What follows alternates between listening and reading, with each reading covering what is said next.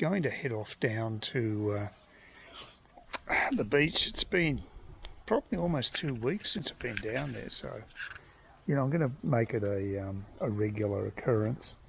I've had to fight aphids and other insects that have been eating alive the leaves on the Panama berry tree. Down below that, actually, you've got an assortment of flowering plants. They also were attacked by the insects, but they seem to be okay now. And I'm hoping that about a day or so ago, I put the pyrethrum spray on again. I doused the lower leaves. It's actually quite healthy though. It's got a lot of new growth on this plant, so I'm quite happy with it. You can see there's quite a bit of new growth just there at the end of the... Yeah, so it's doing quite well. I'm quite happy with it. And apparently the berries it produces, the red berries, if you can get them before the birds get them, they've got a caramel flavour, so they should be quite nice. And it's a decent size, so it may start producing fruit sooner than I'm thinking. The citrus trees appear to have a fair bit of growth ahead of them. I don't think they grow as rapidly, so but at least it's producing fruit. That's the main thing. Yeah, I was going to just also do an update on this particular camera. I've had slight issues with it just turning itself off, although that hasn't happened much recently. So I'll just head down to the beach anyway. But it does have certain advantages over the GoPro. And to be fair, I am comparing an old GoPro model here to a new model of this particular Osmo camera. So, but one thing that always bugged me about the GoPro is just connecting to my computer with the cable. It took a lot of times it wouldn't recognize the camera, and I had to fiddle with the cable a lot just to do to basic downloads, and that has not occurred once with this camera. It's been much more stable when it comes to downloading. I think it's still got any bites on this property. Just checked it today. So that's a real bonus, and I'm fairly happy with the picture quality. The sound and the picture quality, stability's fine with the picture. I don't want something really high-end, so that's why I was happy to pay $2.99. I mean, I've done a lot of upgrades with electronic equipment this year. I also updated my phone, and that was over $200. So I've had a few things to do. Mind you, I don't have to worry about a car, so compared to most people, my expenses are pretty low. I mean, my transport, this is not a freebie, is it? I'll tell you what, I don't know if it is. It's just got, oh yeah, free. I could put plants on it, I guess. I wonder what it weighs. It's got a bit of weight there actually. You probably need a car. I don't want to be hauling it. Yeah, it's actually a bit heavy to just take to the house, but I'd take it off my hands. These people are always... This is the second time I've seen something out the front of their place for free. They do it quite regularly. Yes, I actually wouldn't mind something just to put some seed trays on, and that'd do the trick. I don't really care whether it gets mangled about because with the weather. But that's why I'm going for the sort of the wrought iron or the iron type stands for plants. I think they're better because I'll hold up against the weather. But that is fairly heavy, so you've got to be practical about these things. Yeah, but this camera, I have no major issues with it at all. It seems to be doing the job, and as I say, I don't want a particularly fancy camera. I just need something that's going to basically allow me to do the blogs, and it's slightly heavier than the GoPro, so I suppose in that respect it's a slight negative, but it's such a marginal difference. I don't think it really makes much... Yeah, it doesn't affect me in the slightest anyway. By the way, I did actually go and check out the first episode of of Foundation, which is the Isaac Asimov classic book that they adapted by Apple TV to the big screen. Of course, I did have issues with some of the casting. It seemed very PC and woke in tone, and that is always a downer, because I just wish, yeah, I'm just so sick of the politics being shoved down the throat when I just want to watch something with a narrative. But the other major issue with it is bloody slow pacing. And I wasn't the only person who actually complained about that, because I looked up the reviews, user reviews on the Internet Movie Database. It got quite a good score overall, about 7.6, but it's very divided on the comments. A lot of people are giving it 1s and 2s, for instance, or 5s. Other people are raving about it, but it's very divided. So there's probably an even split with pro and negative when it comes to the actual comments, which I think is actually a better gauge of my sentiments towards it personally. Yeah, I'm a bit disappointed. I'll probably watch. They've actually released 3 episodes, and I might watch the other 2. I don't know. Well, I will. I think I will. But if you've got to sit through an hour of programming, it's a bit much. That's why the fast forward button's there. I don't think it's going to be a winner for me. The other one I had high hopes for was the Man in the High Castle, which was a Philip K. Dick adaptation, and that started off very well. Had some heavy hitters in sci-fi. We were doing the first episodes. That was an Amazon production, if I recall, but it certainly lost steam and went off the rails fairly quickly after that, and the conclusion was pretty bad. So this is what does happen when you get these people that, from movie studios and TV studios, and they get hold of a novel and adapt it. They certainly royally stuffed it up with Game of Thrones. When they were sticking to the source material, it was fine, but I think the last 2 episodes of that series, the last 2 series of that show, the internal writers got their grubby little hands on it, and the dweebish writers that they're on salary, who just don't have the finesse or the intelligence to basically pull off a story like that, as the author did. It was an insult to the author of Game of Thrones to have their work besmirched by having a different group of writers come in and basically trash it, in my opinion. Anyway, I'm good to go down to the beach. It ain't exactly far to go, and it's a very pleasant walk. And it's pretty quiet on a Monday afternoon, I would think. So, the other thing is that there's a bribe happening for people who want to actually, who are going to have the jab. They've got a philanthropic organisation that's actually putting up, I think about over $4 million worth of prizes to people who register for it, who have had the jab and have had at least 1 jab and are going to have the second. So I'm not proud. I'll put my name down. I'll bugger it.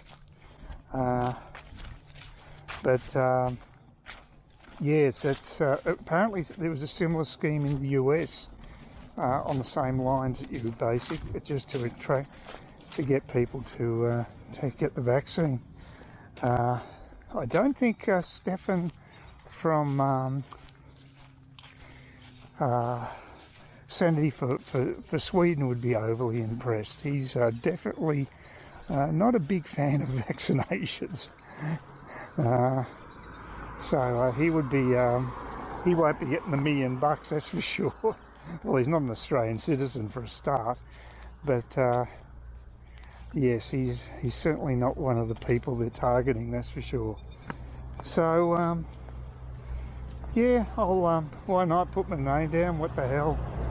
I always worry that they might use that information, like your date of birth and contact information, inappropriately, but it looks legit, so I went ahead with it.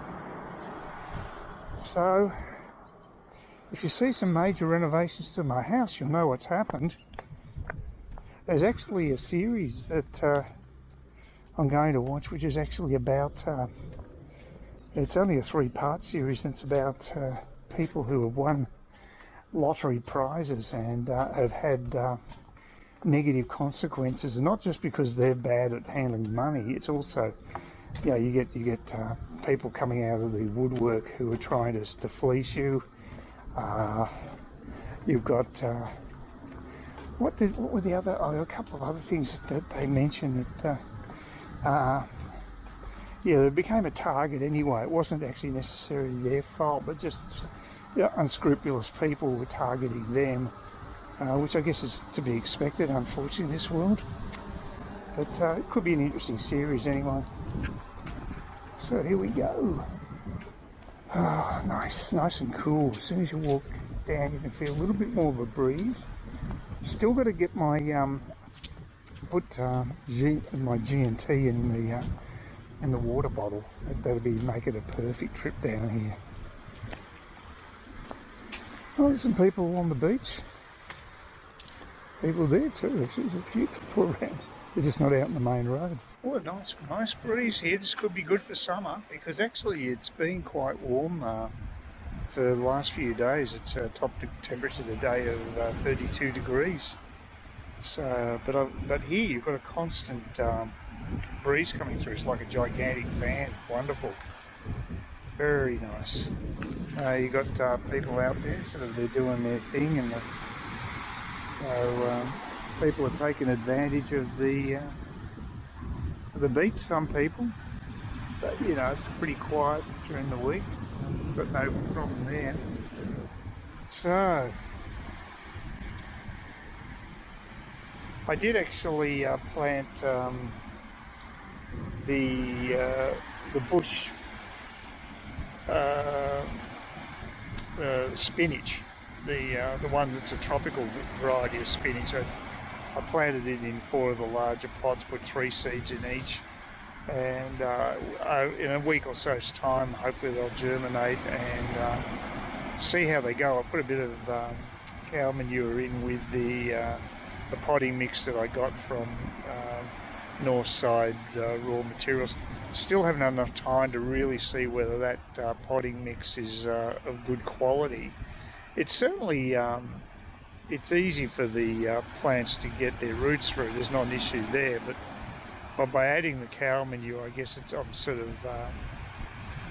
sure there's going to be enough organic material to feed them anyway. So we'll see how it goes. But like I say, I got 12 of those. 12 of the seeds there. I've probably got about 50 in total, so I've got plenty more